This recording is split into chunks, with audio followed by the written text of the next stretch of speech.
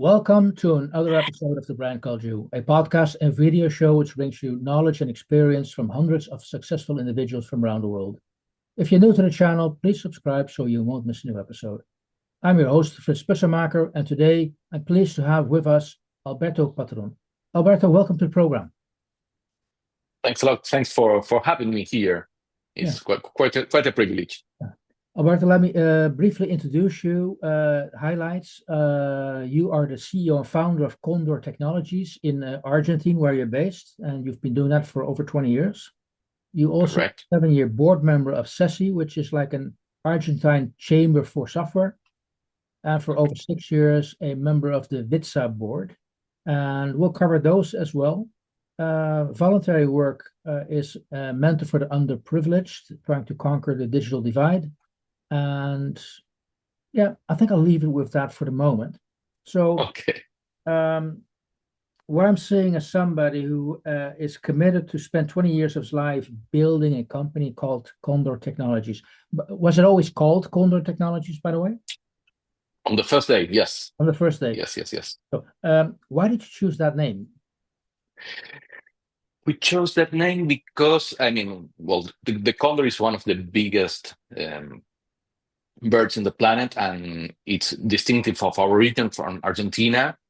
And we wanted something that represented our region, but at the same time that was easily pronounced in English. We always thought about the global market, and if we had chosen maybe a local phrase or local thing, then we would see that the people would begin to stumble and trying to pronounce the name. So that's why we thought the condor had the attributes that we were looking for, and the condor flies very high, and so those were attributes that we wanted for our company.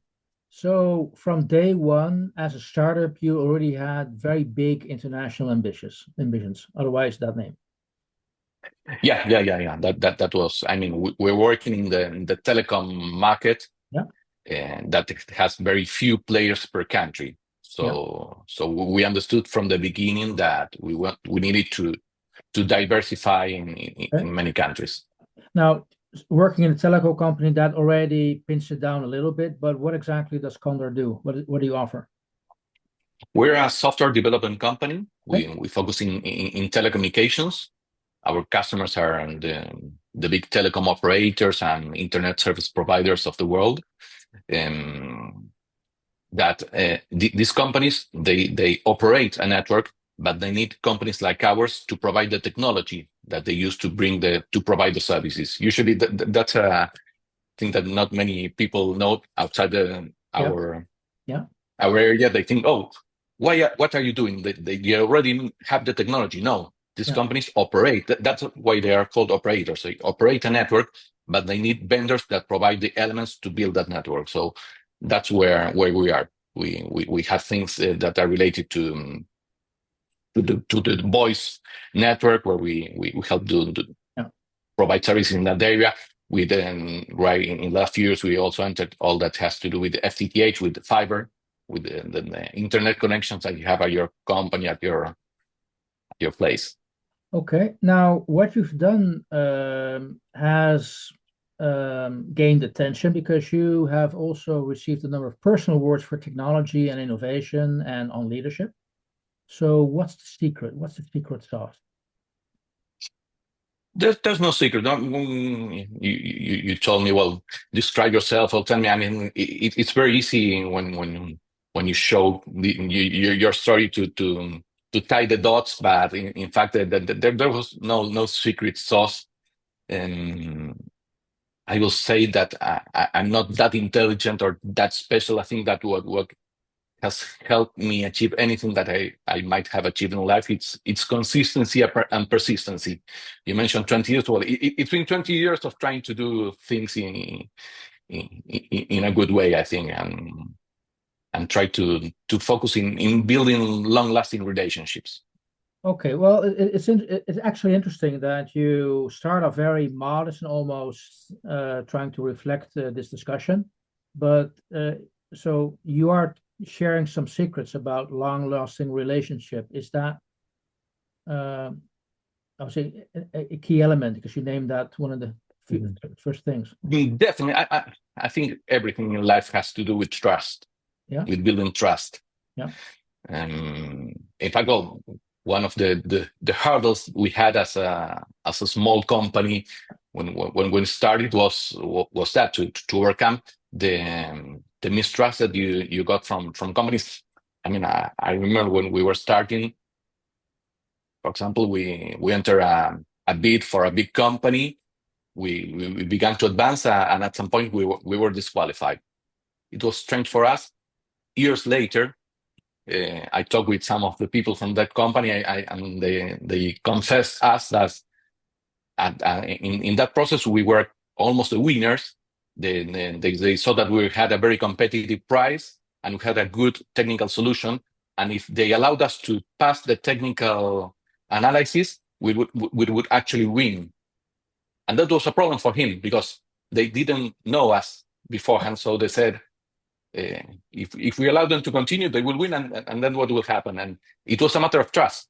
It's okay. And it's a problem, particularly in big companies, because it's that saying that they have never fired anyone for hiring like a tier one brand. You know, if you hire Microsoft, you hire Google, and something goes bad, well, it's not a problem. It's not your problem. It was Microsoft. But if they hire a smaller company, then who was the one that took the decision? So building trust for us has been paramount.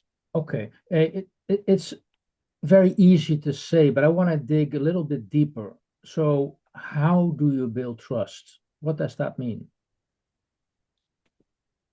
I mean, we try to do a lot of things. The first, I think, would be to do what you say you do. It's very nice to build some nice PowerPoint slides showing how great you are, but then you need to really stand for that. I mean, that's why I mentioned doing good projects and really focus on the results and to go with the customers.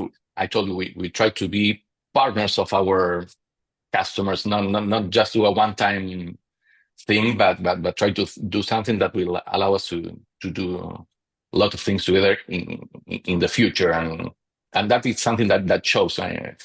We always say that once you have tried us, then you will want to use that to get there. That's the first hurdle. As mentioned, you also work in an international environment. Do you think that trust issue and the way you get that, is that universal, or does it change per country? No. It's universal. And in fact, even after 20 years and having customers all over the world, whenever we enter a new market, it says, "Oh, fantastic! You have projects in UK, you have projects in Germany, you have congratulations.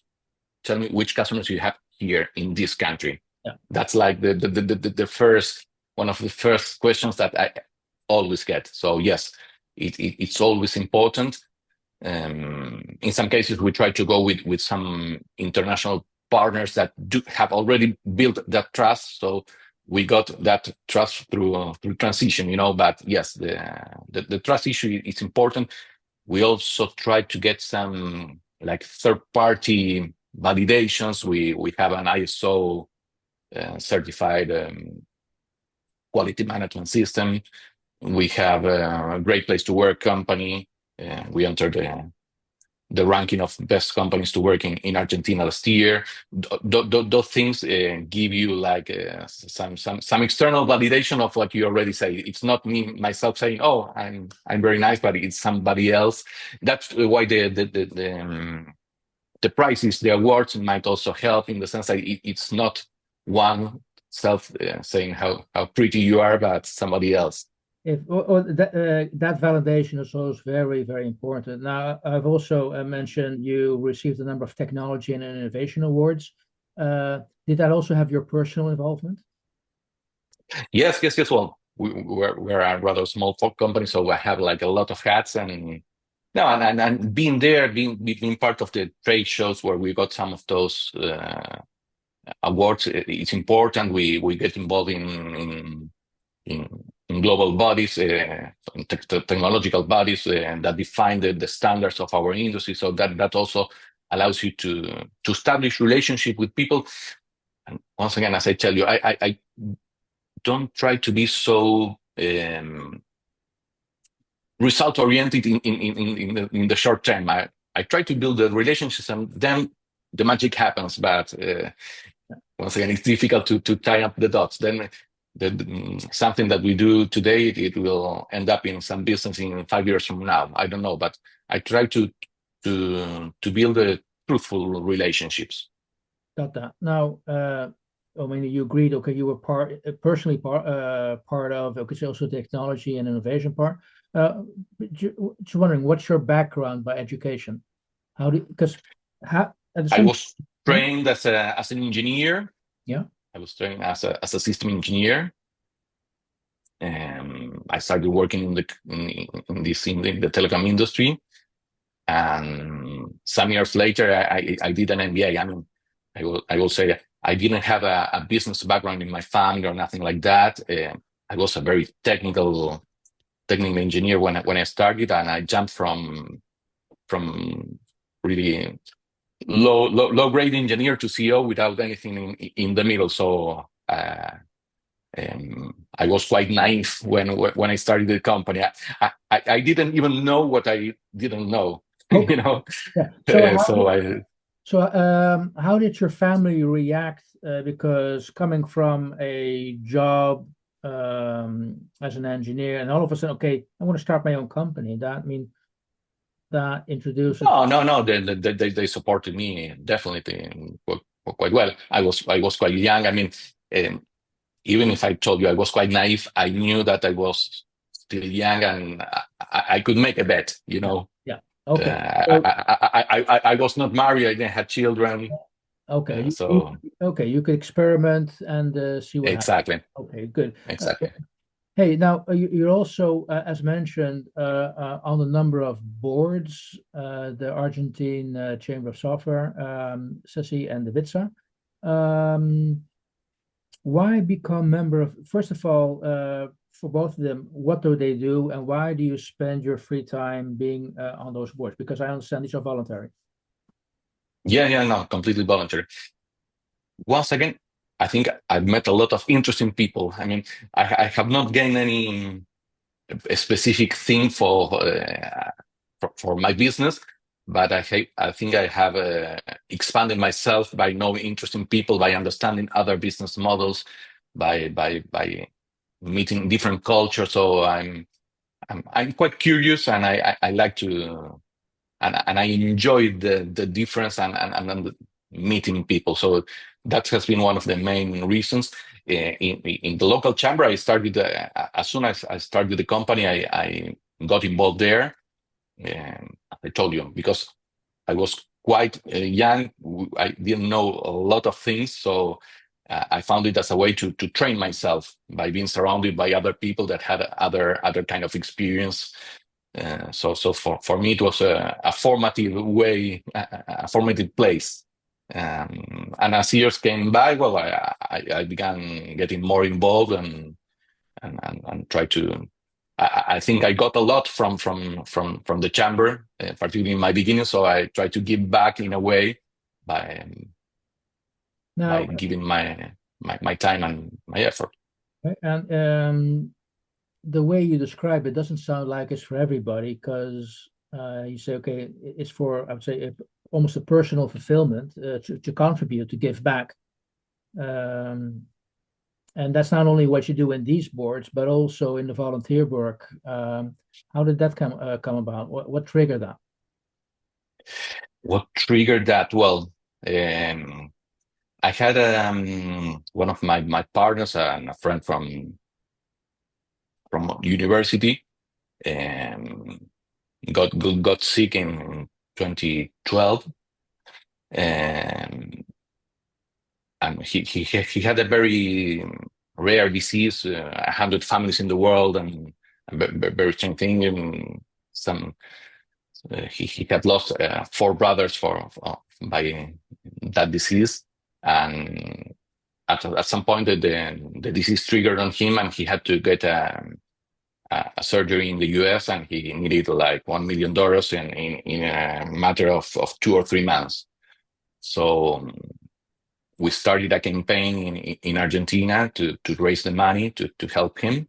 End of the story. We got the money. He got well, so that was fantastic. But at the same time, that sparked me like this idea of getting involved in causes that are above myself, and I saw. I mean, we always, if you listen to the news, it's always like the bad news, the war here, the bad economy, and what I saw and that during that campaign was a lot of solidarity, a lot of goodwill of people that sometimes was even more underprivileged than many of us. I mean, uh, I heard someone that said, "Oh, this week I don't have money to put on the campaign, but I will do some extra hours, and next week I will put on." Those kind of things really changed me in a way. At some point, I thought, well, maybe I could start a new NGO, and I didn't want to, in fact, to do something new. I looked up for something that was already going that resonated with me, and that's why I joined Empujar. Okay, and what does your work involve on a day-to-day basis, or I'm saying on an operational level? How does it look like?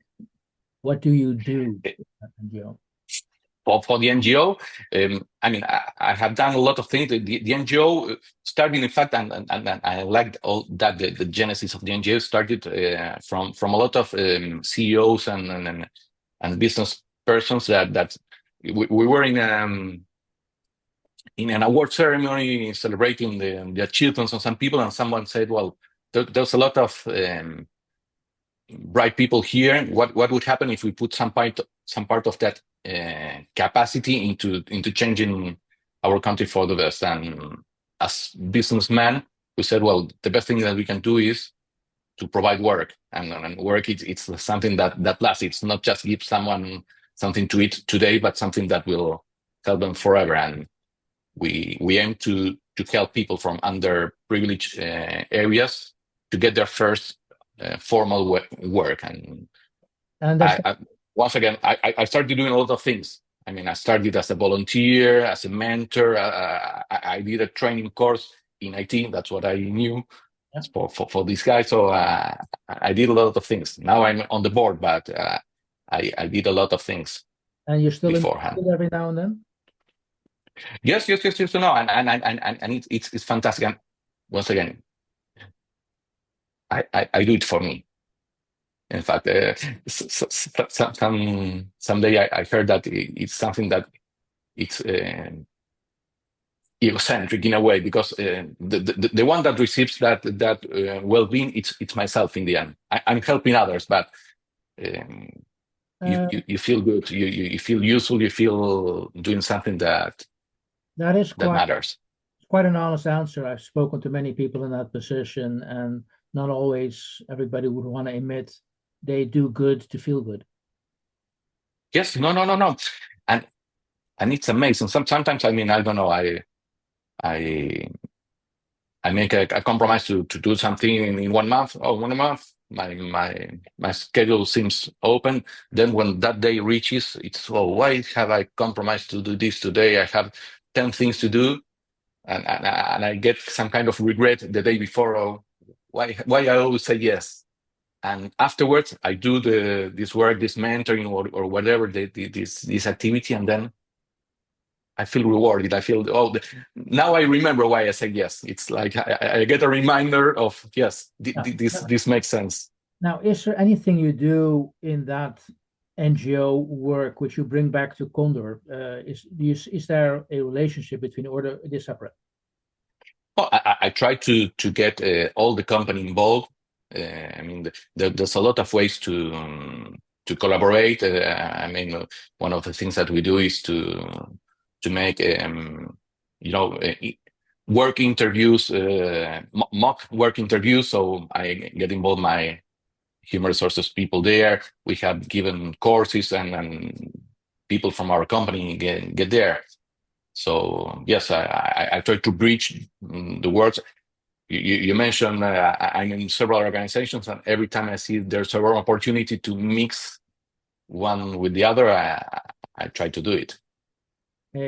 You seem, I mean, what you're doing is inspiring. And the question I also would like to ask our audiences, our speaker guest is, what inspires you? What do you have an idea what that is? What drives you?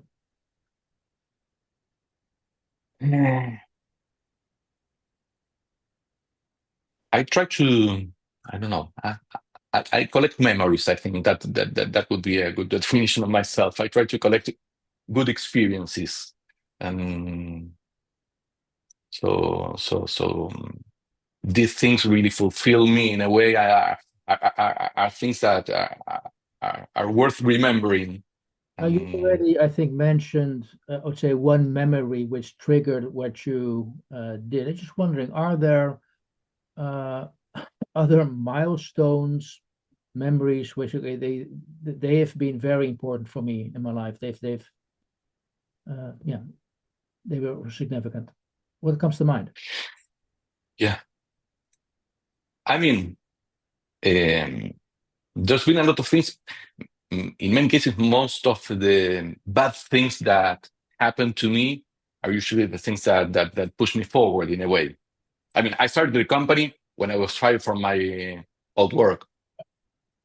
Okay. So the things that at the moment seemed bad, in fact, usually trigger you to do something different from what you were already doing. Well, I lost another of our partners. It was a friend of mine, a very dear friend of mine.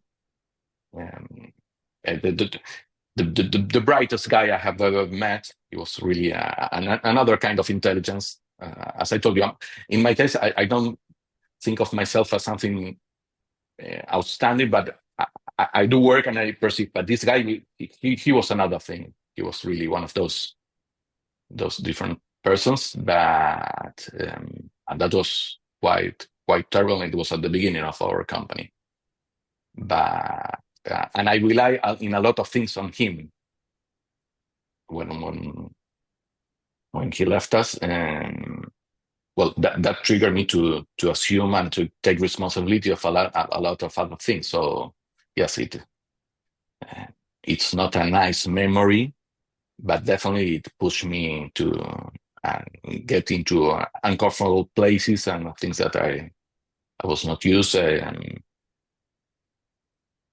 it helped me value life in a different way, value a lot of things, try not to be perfectionist.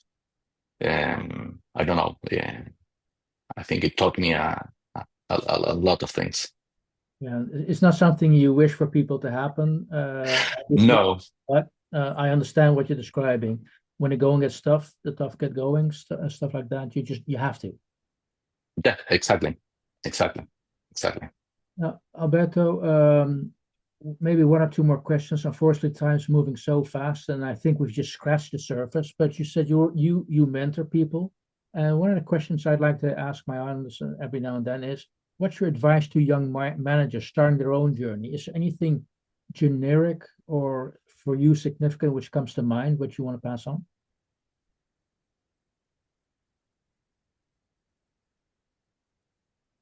Think well, what I said about building relationship, building your own brand. I mean, it's not to go for the quick win, but to try to think in the long term. I might be kind of a romantic, but I think the good wins in the end. I mean, and it pays. I mean, of course, you might see people taking some shortcuts and getting quick wins, and okay, but I think the long run is important. Try to be consistent. Understand if you're a manager that it's not what you say, it's what you do. I mean, that's saying that your actions are not don't let me hear what you're saying. I mean, and that's tremendous. That's tremendous. I have seen it even in my personal life. I remember one day I was with my eldest daughter.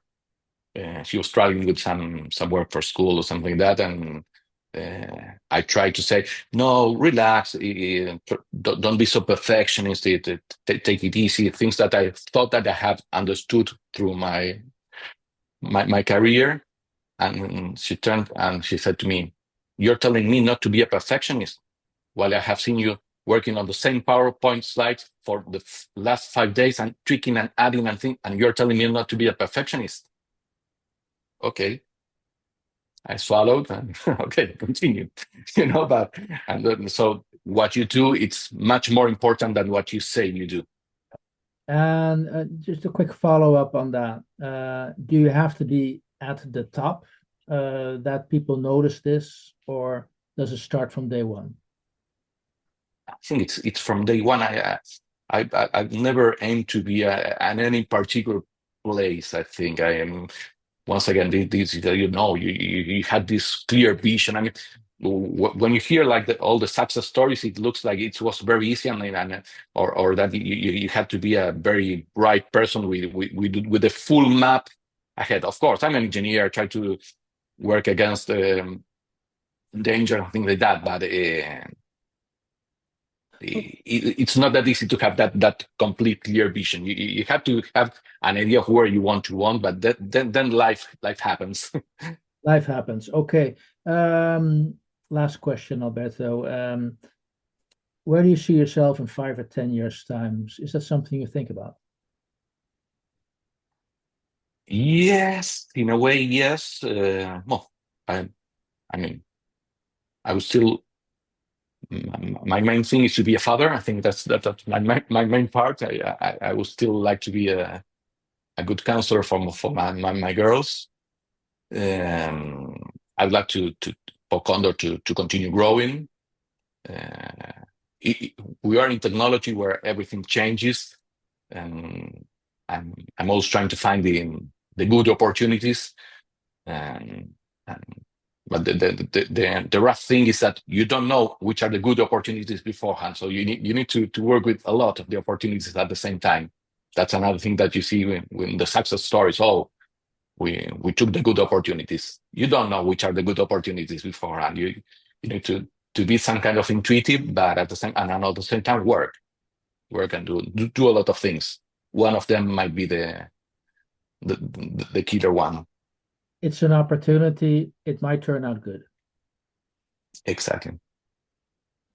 Hey, Alberto, I want to thank you so much for sharing your insights and your wisdom with the brand called You. It's been a pleasure talking to you. And again, ladies and gentlemen, Alberto Patron from Argentina, thank you so much.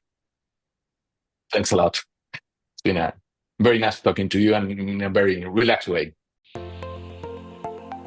Thank you for listening to the Brand Called You videocast and podcast, a platform that brings you knowledge, experience, and wisdom of hundreds of successful individuals from around the world. Do visit our website www.tbcy.in to watch and listen to the stories of many more individuals. You can also follow us on YouTube, Facebook, Instagram, and Twitter. Just search for the Brand Called You.